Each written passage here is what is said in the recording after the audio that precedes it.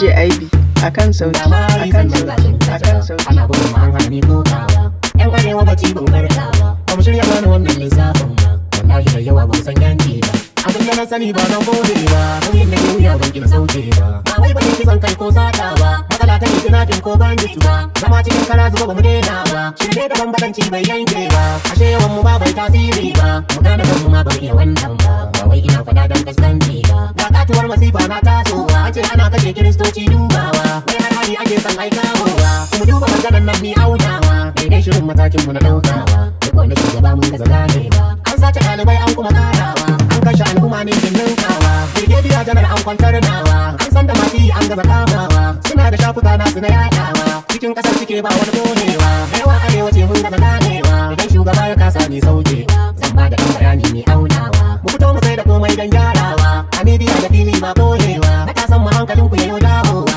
ana kisa kuna kwallon dokawa yan midiya suna cilin nunawa kai na ga har awar aka yo badawa ga wasu mawakan ma na tashewa ana ta sakalan domin burgewa da za mu sai da komai macin hawa bakin cikin mu fili ne nunawa mu rubuta da rahoto mai turawa wuta tana tahowa mai cinjewa mu dakile harin karni kasawa aikin na yan kasa ne ba warewa talakawa da shugabanni mai dagewa matsalar tsaro bala'i hadarin tsawa kada mai sake mai rasa kudin dafawa mu gaya wa duniya su kuma ganewa malamai na addini duga ku musulun da kiristoci ku yi aikin ku yan kasuwa da yan boko karin ku lauyoyi alƙalai ma ku yi sharhin ku mawallafa jaridu tasirin ku masu shirya fim waka layin ku ina yan kasa na ce ku yi ta bayanin ku da addu'a da aiki sai mun girku matsalar fata kowa ce sai mun girku ku fito mu kare haƙƙi na shaida ku Tijjani Gandu ne da na ja aikin ku Allahu ya kare matsala ta auku Nigeria kasa ta